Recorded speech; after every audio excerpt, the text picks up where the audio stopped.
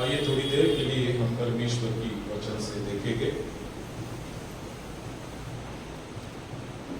और हम सब आज एक विषय को लेके बात करने वाले हैं और मैं आशा करता हूं कि वो विषय आप सबको पता है, क्योंकि मैंने सुबह ही अपने चर्च के ग्रुप पे इसे भेजा था और अगर आपने पढ़ा है तो शायद आपको पता होगा। आज का विषय जो है काफी जाना पहचाना है, हम सब जानते हैं इस विषय को। आज का विषय गुड मॉर्निंग से शुरू होता है। गुड मॉर्निंग, गुड मॉर्निंग का मतलब क्या है? शुभ प्रभात है कि नहीं? शुभ सकाल, गुड मॉर्निंग। अगर मैं आज सुबह आपको सबको बोलना चाहूंगा गुड मॉर्निंग, तो किसी की गुड मॉर्निंग हो सकती है, सबकी गुड मॉर्निंग नहीं हो सकती। गुड मॉर्निंग मतलब अच्छा, शुभ शुभ दिन है कि नहीं? पर किसी किसी के जीवन में मैं जानता हूं कि हम में से बहुत सारे लोग हैं जिनके जीवन में दिन कुछ शुभ नहीं जा रहे हैं, है कि नहीं? बहुत सारी परेशानियां हैं, कठिनाइयां हैं, तो वी आर स्ट्रगलिंग। और किसी के जीवन में, किसी के जीवन में शायद ये मॉर्निंग की बजाय, गुड मॉर्निंग के बजाय ये मॉर्निंग हो सकती है। मॉर्निंग मतलब क्या? शोक करना, दुख उठाना। ठीक है, हाँ, समझ रहे मेरी बात को आप? किसी के जीवन में शायद ये दे आर मॉर्निंग, वो शायद दुख झेल रहे हैं या शोक कर रहे हैं, पर किसी के जीवन में शायद खुशी मना रहे हैं। So mixed kind of people we have. बहुत सारे लोग हैं जो दुख में हैं और बहुत सारे लोग हैं जिनके जीवन में खुशियां हैं।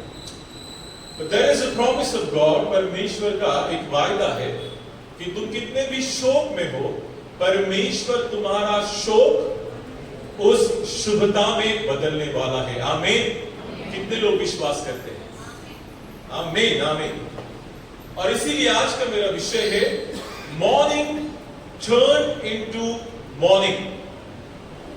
दुख जो है या शोक जो है वो शुभ में या अच्छाई में बदल जाता है या बदल जा सकता है। सुना मेरे बात को आपने? आपके जीवन में जो शोक चल रहा है वो एक सुनहरे खुशी में या शुभता में बदल सकता है। And who will do that? कौन कर सकता है?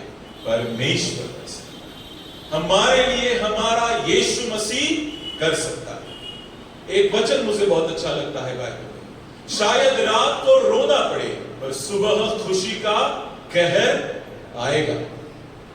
शायद रात को रोना पड़े पर सुबह खुशी का कहर आएगा। Maybe you are going through this kind of a time period that you are crying into the Lord. शायद आपके जीवन का वो पड़ाव चल रहा है जब आप शोक में हैं, दुख में हैं, परेशानी में हैं, पर ये ज्यादा दिन नहीं रहेगा। It will not long lasting. Why? Because you have trusted God. You have trusted our Jesus Christ. आपने खुदावंद यीशु मसीह के ऊपर विश्वास किया है, तो आपका दुख जो है, शोक जो है, हमेशा के लिए नहीं रहेगा। God will turn into morning. God will turn into blessing.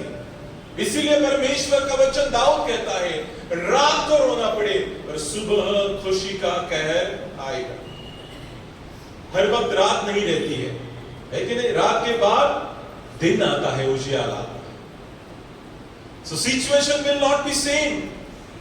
आज जो परिस्थिति से आप जा रहे हैं वो हमेशा के लिए नहीं रहेगी। If at all you are going through a difficult situation, अगर आप आपके जीवन में, आपके परिवार को लेके, आपके व्यक्तिगत समस्या को लेके आप परेशान हैं, दुख में हैं, चिंताओं में हैं, ये परिस्थिति हमेशा के लिए नहीं रहेगी। God is a God who will turn that situation. हमारा परमेश्वर परिस्थिति को जरूर बदलने वाला परमेश्वर।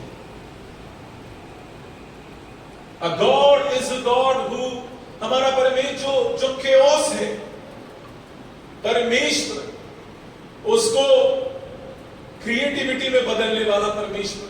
जहां ठिकाणी गोंधळ आहे परमेश्वर त्या ठिकाणी सगळं काही नीट करणारा परमेश्वर आहे. And the example is in the chapter Genesis, उत्पत्ति में सब कैसा था? तीतर बीतर था सब. परमेश्वर की आत्मा पानी के ऊपर मंडरा रही थी.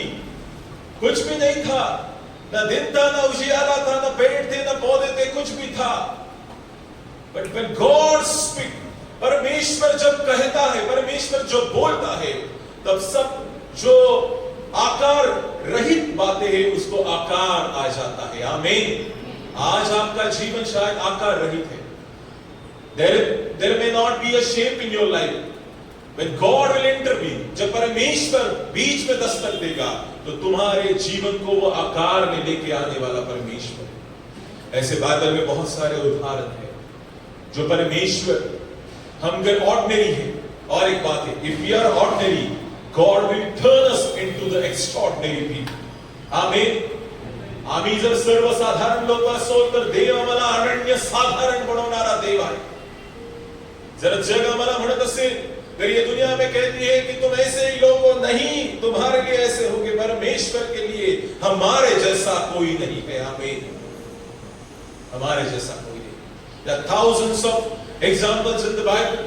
बहुत सारे उदाहरण हैं बाइबल में कि परमेश्वर एक परिस्थिति नहीं रहने देता है. परिस्थिति बदलने वाला परमेश्वर है. और इसलिए आज का मेरा विषय है, मॉर्निंग टर्न इनटू मॉर्निंग. दुख जो है, शोक जो है, वो शुभता में, अच्छाई में, आनंद में बदलने वाला परमेश्वर है.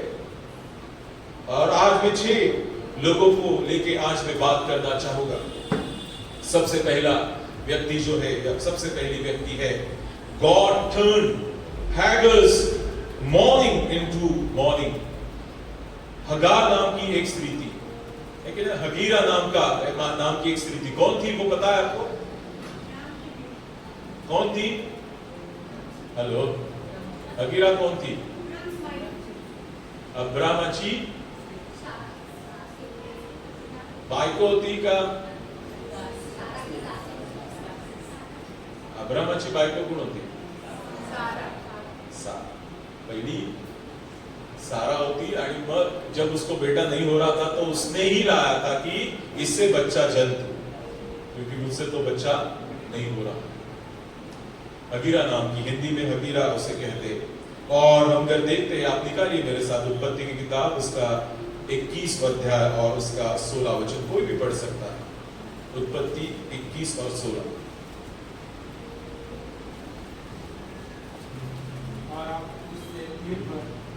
खड़े होकर पढ़िए, जोर से. और आप उससे गिर भर के टप्पे पर दूर जाकर उसके सामने यह सोच कर बैठ गई, मुझको लड़के की मृत्यु देखने न पड़े. तब वह उसके सामने बैठी हुई चिल्ला चिल्ला के रोने लगी. हाँ, अब देखिए, हम देख रहे हैं कि परमेश्वर तुम्हारा शोक और हमारा शोक जो है कैसे शुभता में बदल देता है, आनंद में बदल देता है. पहला हमारा उदाहरण है हगीरा के जीवन से, हजीरा के जीवन से, कि परमेश्वर किस प्रकार उसके जीवन में बदलाव लाता है. कहानी ऐसी है, अभी आपने भी बोला है, अब्राहम की पत्नी सैरा थी, उसको बच्चा नहीं हो रहा था, तो ये दासी थी, उसको लेके आए और मिस्र से लेके आए थे उसको, और फिर वो उसके साथ रहने लगी. अब जब वो अब्राहम के द्वारा गर्भवती हुई तो किसको बुरा लगा? सैरा को क्या लगा? बुरा लगा. फिर क्या किया उसने? उसको दुख देने लगी.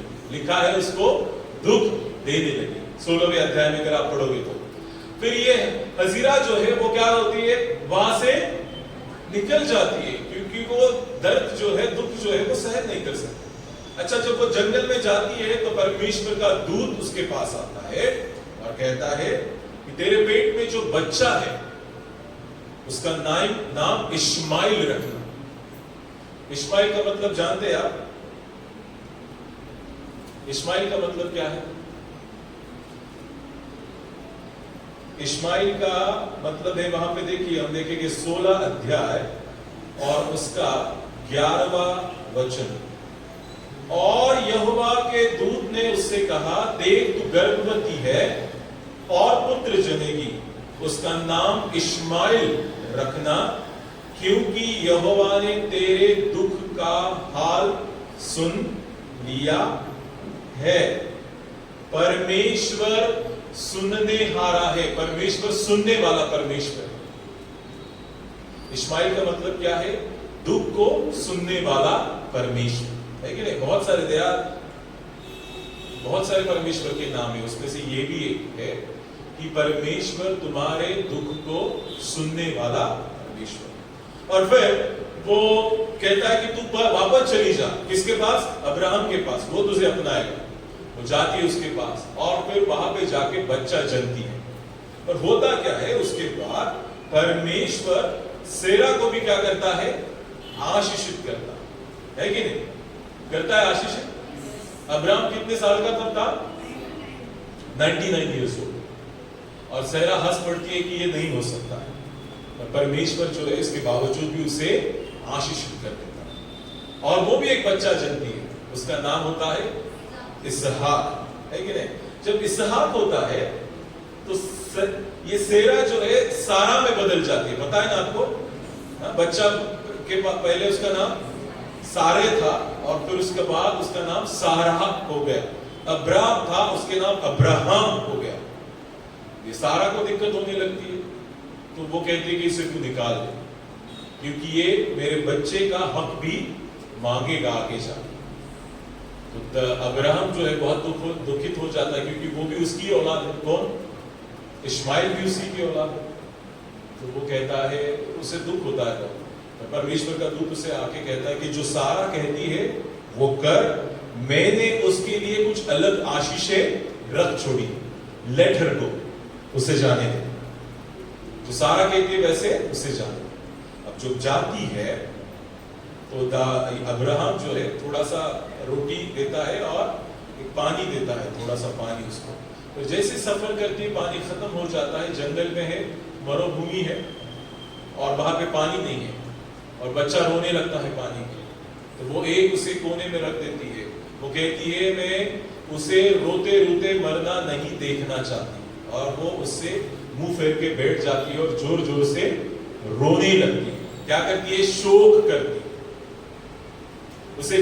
वो जानती है कि ये अब्राहम का परमेश्वर जो है, इसने मुझे आशीषित किया और इसने मुझे ये बच्चा दिया है, पर अभी ये मरने के कगार पे। Now what she is doing? She is crying. वो रोने लगती है। और इसीलिए आज मेरा पहला बिंदु है, cry unto the Lord until your morning turn into morning. परमेश्वर के पास तब तक रो जब तक तुम्हारा शोक आनंद में या अच्छाई में नहीं बदल जाता। आमीन। परमेश्वर के सामने तब तक रोते रहना जब तक तुम्हारा शोक आनंद में बदल न जाए। She was crying, वो रो रही थी और आखिरकार परमेश्वर को अपने दूत को भेजना पड़ा वहां पे और उसे तसल्ली दी, मत रो, देख मैं तेरे से भी एक राष्ट्र को उत्पन्न करूंगा। I will bless you, तो मैं तुझे आशीषित करूंगा और तेरे जैसे ताकत किसी में नहीं होगी। परमेश्वर ने उसको भी आशीषित किया। आप जानते हैं कि वो लोग कौन है? परमेश्वर का वचन आज कहता है कि किस प्रकार परमेश्वर शोक को आनंद में बदल देता है। उसमें पहली स्त्री को हमने देखा, हाजिरा को, जो शोक कर रही थी जंगल में, परमेश्वर ने उसका शोक आनंद में बदल दिया और उसकी औलाद से भी एक राष्ट्र को उत्पन्न किया है। और इसहाक और इश्माइल जो है भाई भाई है या ब्रदर्स। कौन है? भाई भाई। और परमेश्वर का वचन कहता है कि परमेश्वर ने इसके भी शोक को आनंद में बदल दिया। दूसरी बात है, God turn Israel's morning to morning. Israel कौन था? इज़राइल, हेलो, इज़राइल किसका नाम था? इज़राइल याकूब का। कैसे परमेश्वर ने उसके शोक को आनंद में बदल दिया? पता है कौन सी घटना थी? बता सकते हो? हाँ, बाकरे बोला। एक लड़का उसका बाहर है। अच्छा, और क्या है? और कोई बता सकता है? अच्छा, एक ही आदमी ने बाइबल में शायद परमेश्वर के साथ मल्लयुद्ध किया। कौन है वो? उत्पत्ति की किताब 32वां अध्याय और वचन 26 में हम पढ़ेंगे। तब उसने कहा मुझे जाने दे, तब उसने कहा मुझे जाने दे, क्योंकि भोर होने वाला है। याकूब ने कहा जब तक तू मुझे आशीर्वाद न दे तब तक मैं तुझे जाने न दूंगा। और उसने याकूब से पूछा तेरा नाम क्या है? उसने कहा याकूब। और फिर उसने कहा तेरा नाम अब से याकूब नहीं परंतु इज़राइल होगा, क्योंकि तू परमेश्वर से और मनुष्य से भी युद्ध करके प्रबल हुआ है। पढ़ा आपने? पता चला दूसरा व्यक्ति कौन है जिसका दुख आनंद में बदल गया? याकूब, जिसे इज़राइल कहा है। याकूब का मतलब क्या है? चीटर, फंसाने वाला है कि नहीं? एसाव को पहले आने था तो कौन आया? याकूब आया। तो उसे फंसाने वाला, उसके नाम का अर्थ क्या है? फंसाने वाला। पर जब वो रात भर, पूरे रात भर परमेश्वर के या उसके दूत के साथ वो मल्लयुद्ध करते रहा, और उसके बाद वो कहता है कि मैं तुझे ऐसे जाने नहीं दूंगा जब तक तू मुझे आशीषित ना करे। और आखिरकार उसने कहा कि तेरा नाम क्या है? What is your name? आपने ये सुना है नाम में क्या रखा है? हेलो, नाम में क्या रखा है? नाम में बहुत कुछ रखा है। इसके नाम में भी पहले क्या था? फंसाने वाला था, चीटर था। उसके बाद परमेश्वर ने उसका नाम ही बदल दिया और इज़राइल, उसका नाम क्या रखा? इज़राइल रखा। और इज़राइल का मतलब यहाँ पे है कि परमेश्वर के लोग। हम जानते हैं कि इज़राइल कौन है? परमेश्वर के लोग है। और उसका और एक नाम है, अर्थात ईश्वर से युद्ध करने वाला। इज़राइल का नाम है, मतलब क्या है? ईश्वर से युद्ध करने वाला। The second point is grapple with Lord until your mourning turn into morning. Grapple मतलब क्या है? युद्ध करना। पर फाइट मतलब क्या होता है? पता है फाइट मतलब क्या है? चाकू और उससे तलवार और ढाल से लड़ाई करते हैं, उसे कहते हैं फाइट, है कि नहीं? ग्रैपल मतलब क्या है? विदाउट दी वो भाले और जो तलवार है उनके बगैर क्या करना? युद्ध करना। क्या याकूब परमेश्वर के साथ वो तलवारों को लेकर युद्ध कर रहा था? नहीं, उसने उसको पकड़ के रखा। कुठे पकडलं होतं त्याला? जांगेत पकडलं होतं. म्हणून इस्रायलचे लोक अजूनही ते जांगेतलं मटण खात नाही. तिथे लिहिलेलं पण आज तक नहीं करते. और फिर उसने ऐसे पकड़ के रखा और कहा कि जब तक तू मुझे आशीषित न करे तब तक मैं तुझे जाने नहीं दूंगा। What we can learn from this? Grapple with God. परमेश्वर के साथ युद्ध मतलब लिटरली युद्ध नहीं करना है, पर परमेश्वर के साथ रात भर परमेश्वर के उपस्थिति में बैठना है, प्रार्थना करना है, रोना है, जब तक परमेश्वर आशीषित न करे, जब तक आशीषित न करे। फिर आप प्रार्थना करते होंगे रात को प्रार्थना, इसीलिए कि मैंने यहां से एक बार प्रचार किया था कि आप जो है क्वाइट टाइम रखो, सुबह जल्दी उठो और जल्दी उठ के प्रार्थना करो। और जब आप अपने परिवार के लिए प्रार्थना करते हो, परमेश्वर आपको जरूर उत्तर देता है। आमीन। रात को रोना पड़े, ये याकूब जो है रात भर उसके साथ युद्ध कर रहा था। सुबह क्या होगा? खुशी का कहर आएगा। उसका नाम ही बदल गया है। उसका नाम क्या हो गया? इज़राइल हो गया। और अच्छा क्या हो गया? उसके द्वारा ही इज़राइल के 12 गोत्र बने। और उसके बाद डायरेक्ट रेवलेशन में देखते हैं कि इन 12 का जिक्र वहां पे भी किया गया है। वो कमानों के ऊपर इन 12 वंश के नाम होंगे और नीचे के पट्टी पे 12 जो चेले हैं उनके नाम होंगे। मेरे पे उसने रात बिताई, रो रो के रात बिताई और सुबह इतनी खुशी आई कि उसका नाम बाइबल में आशीषों के लिए लिया जाता है। आप भी आपके जीवन में रात को रो रो के अगर आपके परिवार के लिए प्रार्थना करते हैं, रो रो के आपके जरूरतों को प्रार्थना करते हैं, रो रो के आपने जो गलत काम किए हैं उसके लिए प्रार्थना करते हैं, परमेश्वर क्षमा करने वाला, जरूरतों को पूरा करने वाला और तुम्हारे परिवारों में परमेश्वर परिवर्तन को लेके आने वाला परमेश्वर है, क्योंकि उसका वचन कहता है कि सुबह खुशी का कहर जरूर आने वाला है। शोक परमेश्वर आनंद में बदल देता है। तीसरी स्त्री है, do not leave Lord until your morning turn into morning. परमेश्वर को तब तक मत छोड़ो जब तक तुम्हारा शोक आनंद में नहीं बदल जाता। और वो कौन है पता है आपको? God turn Naomi and Ruth's morning into morning. Morning परमेश्वर ने रूथ और नाओमी के जीवन में ऐसा कार्य किया कि उसने उनका शोक आनंद में बदल दिया। निकालिए आप मेरे साथ रूथ की किताब, उसका पहला अध्याय और उसका 16वां पद। रूथ पहला अध्याय 16वां पद। रूथ बोली, तू मुझसे यह विनती न कर कि मुझे त्याग या छोड़कर लौट जा, क्योंकि जिधर तू जाए उधर मैं जाऊंगी, जहां तू टिके वहां मैं टिकूंगी। तेरे लोग मेरे होंगे और तेरा परमेश्वर मेरा परमेश्वर होगा। जहां तू मरेगी वहां मैं भी मरूंगी और जहां मैं भी मरूंगी और वही मुझे मिट्टी दी जाएगी।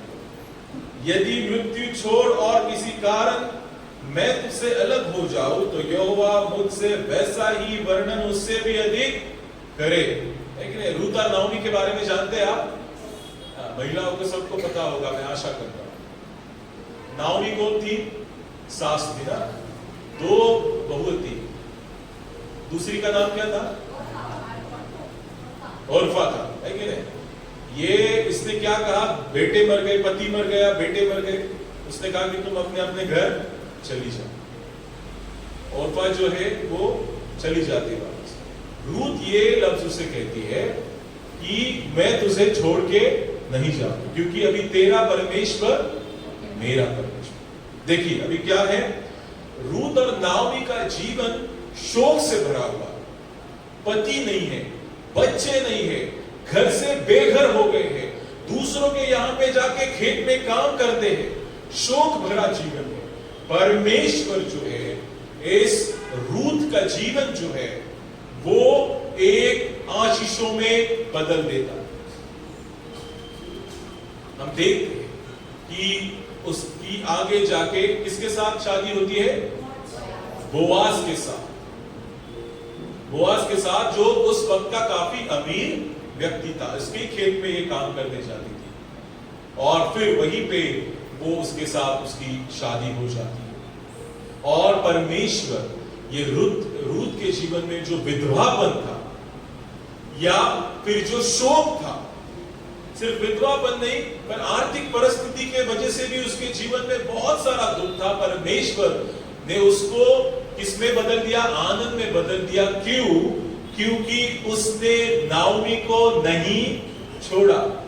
और नाओमी को नहीं छोड़ा मतलब क्या है? उसने नाओमी के परमेश्वर को नहीं छोड़ा। ओरफा तो चली गई, ये कहती कि नहीं, अभी तेरे लोग मेरे लोग, तेरा परमेश्वर मेरा परमेश्वर, और तेरे परमेश्वर को और तुझे मैं कभी नहीं छोड़ूंगी। उसने परमेश्वर को नहीं छोड़ा और परमेश्वर ने उसकी जीवन पूरे आनंद से भर दिया। Do not leave Lord until your morning turn into morning. परमेश्वर को मत छोड़ो जब तक परमेश्वर तुम्हारा शोक भरी परिस्थिति आनंद में नहीं बदल देता। चौथा व्यक्ति, God turned Esther and Mordecai their morning into morning. Esther की किताब उसका चौथा अध्याय और उसका 16वां पद। एस्तेर की किताब उसका चौथा अध्याय और उसका 16वां पद पढ़िए आपको। एस्तेर शूशक के सब यहूदियों को इकट्ठा कर और तुम सब मिलकर मेरे निमित्त उपवास करो। 3 दिन रात ना तो कुछ खाओ और ना कुछ पियो, और मैं भी अपनी सहेलियों से उसी रीति उपवास करूंगी। और ऐसी ही दशा में मैं नियम के विरुद्ध राजा के पास भीतर जाऊंगी, और यदि नाश हो गई तो हो। आप एस्तेर की कहानी को भली भांति जानते कि एस्तेर ने कैसे वहां पे अपने जीवन को जिया था। मर्दकै जो है उसका चचेरा भाई है और उसके विरुद्ध एक फरमान निकल आया, और फिर ये डर गया और जाके सब जो है एस्तेर को जाके बताया। जब एस्तेर सुनती है तो ये भी पता चलता है कि यहूदियों में से किसी को वो बख्शा नहीं जाएगा और वो अपने परमेश्वर को नहीं भुला सकते हैं। ये राजा से क्या हुआ, ये फरमान निकला था, decree was issued by the king. और फिर जब इसे पता चलता है मर्दकै को, वो जाके एस्तेर को बताता है। नाउ लिसन, उनकी परिस्थिति शोक से भरी हुई। यहूदी अपने परमेश्वर को उपासना नहीं कर सकते, उनको पूरे मिटाने का प्लान किया जा रहा है। जब मर्दकै को ये बात पता चलती है तो वो एस्तेर के पास जाती है, और फिर एस्तेर क्या करती है, उसके दुख के शोक की परिस्थिति में क्या करती है, उपवास करने को कहती है। नाउ ऑनवर्ड्स लिखा है कि बच्चे, छोटे बच्चे सब मिलके क्या करेंगे, टाट ओढ़ के उपवास करेंगे, उपवास करेंगे। नाउ अगर तुम चाहते हो कि तुम्हारा शोक आनंद में बदल जाए तो हमें keep fast for Lord until your morning turn into morning. Keep fast, उपवास करो जब तक तुम्हारा शोक आनंद में नहीं बदल जाता, मतलब जब तक तुम्हारी प्रार्थनाएं परमेश्वर नहीं सुनता। फास्ट, उपवास के साथ परमेश्वर के पास आओ। योएल की किताब कहता है 2 अध्याय 12 से आगे, उपवास के साथ रोते पीटते परमेश्वर के पास आओ, अपने वस्त्र नहीं बल्कि अपने मनों को फाड़कर परमेश्वर के पास आओ। अगर शोक में है हम, हमारी परिस्थिति चिंताजनक है, हमें कोई भी फिजिकल प्रॉब्लम है, शारीरिक हमें तकलीफ है, मानसिक तकलीफ है, शोक में है, इसकी वजह से हम शोक में चले गए, मत डरो। उपवास एक ऐसा अच्छा साधन है जिसके जरिए से तुम तुम्हारे जीवन में वापस एक बार उन खुशियों को लेके आ सकते हो, क्योंकि परमेश्वर प्रार्थनाओं को सुनने वाला है। 5वां व्यक्ति जो है, 5वीं स्त्री जो है, वो ये है, गॉड टर्न मेरी and मार्था's mourning into morning. God turned Mary and Martha's mourning into morning. यूहन्ना रचित सुसमाचार उसका 11वां अध्याय और उसका 32वां पद। यूहन्ना रचित सुसमाचार उसका 11 और उसका 32।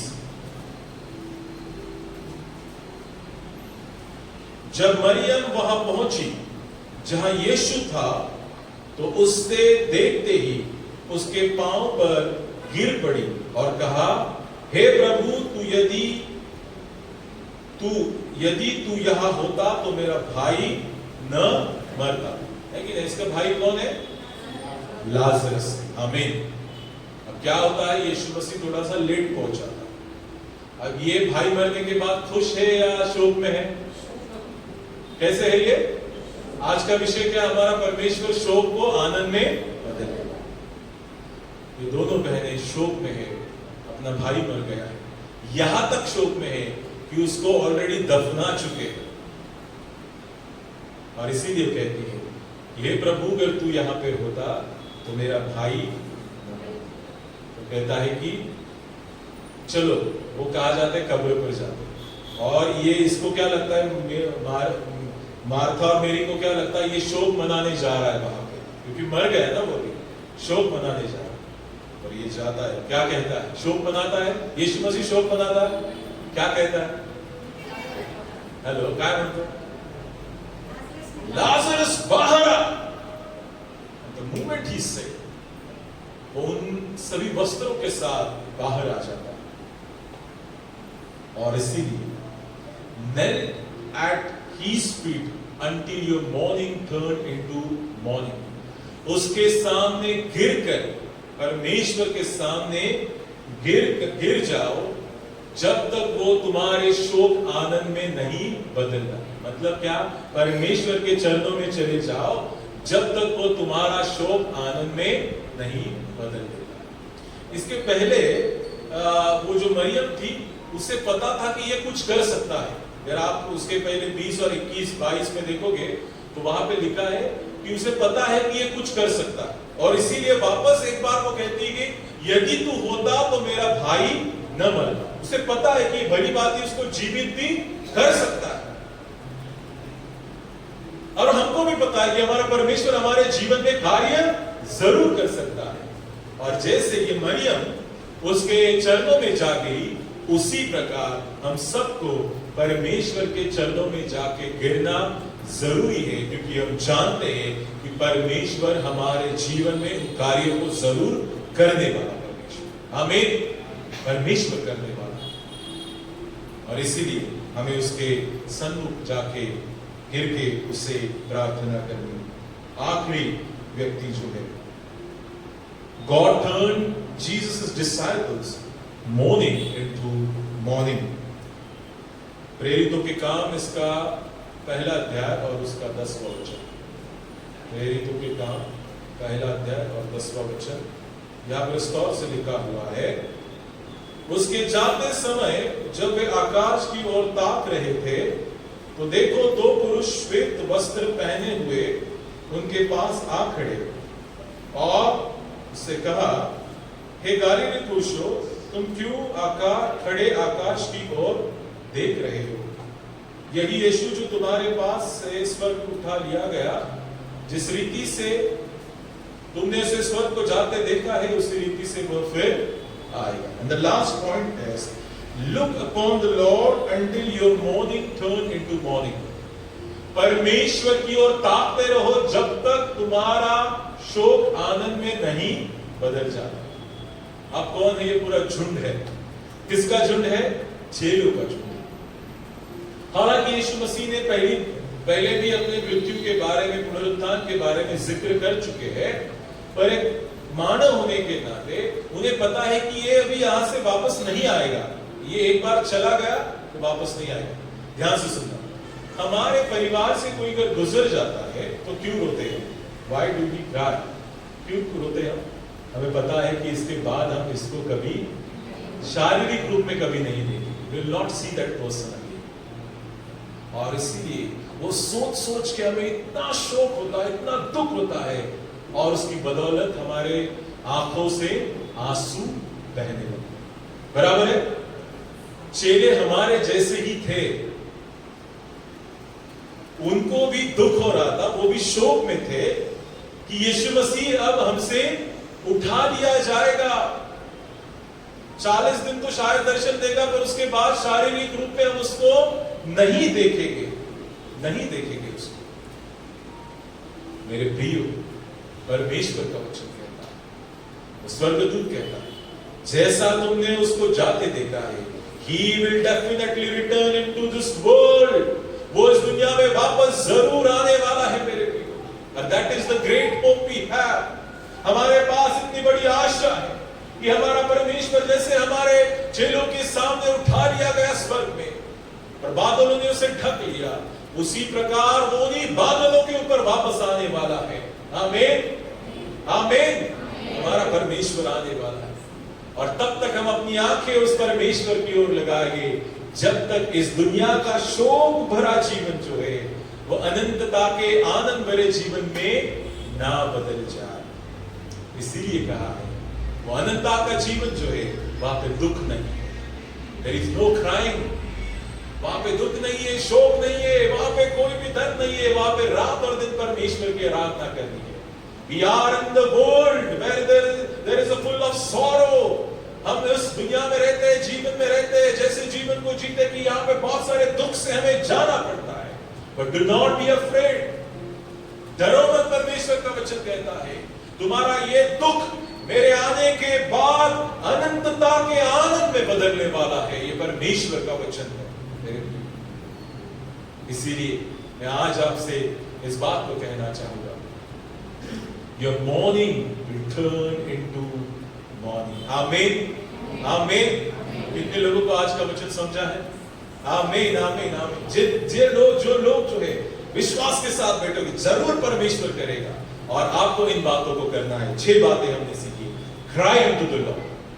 अगर आपका शोक भरा परिस्थिति जो है, जीवन जो है, आप उसको आनंद में बदलना चाहते हो, तो परमेश्वर के सामने रोना शुरू करो। दूसरी बात, परमेश्वर के साथ मल्लयुद्ध करो। रात को अगर बैठोगे तो सुबह तक करो, जब तक परमेश्वर तुम्हें आशीषित ना करे। तीसरी बात, परमेश्वर को कभी नहीं छोड़ना। आमीन, परमेश्वर को कभी नहीं छोड़ना।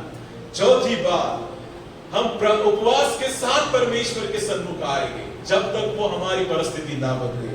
पांचवी बात, मैं गिर कर दंडवत करके परमेश्वर के सन्मुख आऊंगा। और इसीलिए कहा जाता है कि तुम घुटनों पे आओ, परमेश्वर के सन्मुख आओ। प्रभोज क्यों लेते हैं?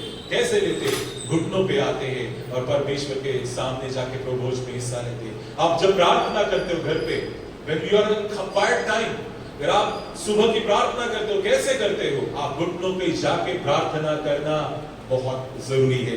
और आखिरी बात जो है, परमेश्वर की ओर ताकते रहो जब तक परमेश्वर हमें आशीषित ना करे। एक बात कह के मैं यहाँ पे खत्म करना चाहूंगा। मैं जो है थियोलॉजी को पढ़ा, theology, the study of God. और जो लोग थियोलॉजी नहीं पढ़ते हैं वो कहते हैं नियोलॉजी पे हम विश्वास करते हैं। नी घुटनों पे जाना है कि नहीं? क्योंकि घुटनों पे जाके बहुत सारी प्रार्थना का उत्तर मिलता है। आमीन। मेरा काम है पढ़ाई करना, और पढ़ाई करके उन सभी को इकट्ठा करके आप तक उन बातों को पहुंचना। पर कुछ ऐसे भी लोग हैं जो शायद वचन भी नहीं पढ़ पाते, और वो घुटनों पे जाकर इतने अद्भुत काम होते हैं कि शायद वो हमसे भी नहीं होते। आमीन। घुटनों में बहुत ताकत है, घुटनों में प्रार्थना करने में बहुत ताकत है। और इसीलिए परमेश्वर का वचन कहता है कि घुटनों पे जाके प्रार्थना करो, परमेश्वर तुम्हारे शोक को आनंद में जरूर बदलने वाला है। परमेश्वर करे वचनों को हम सब के लिए एक आशीष का कारण करे। आइए हम अपने सर को झुकाएंगे और आंखें बंद करके दुआ मांगेंगे। धन्यवाद देते परमेश्वर आज के इस वक्त के लिए, जो वक्त आपने दिखाया ताकि हम सब मिलकर आपके नाम की हम घोषणा कर। आज के विषय के लिए धन्यवाद देते जो आपने दिया था कि आप हमारे शोक को आनंद में बदलने वाले हैं परमेश्वर। और जो 6 बातें हमने आज हमसे सीखी है परमेश्वर, होने पर शैतान हमारे मन से उसे चुरा न ले, बल्कि हम इसके ऊपर गौर करें और उसके अनुसार अपने जीवन में चलने वाले बनेगा। यहाँ पे मौजूद हर एक के ऊपर आप आपकी आशीष दे। ये सब कुछ हम आपके लिए खुदा यीशु मसीह के नाम से मांगते समर्थ कबूल कर। आमीन।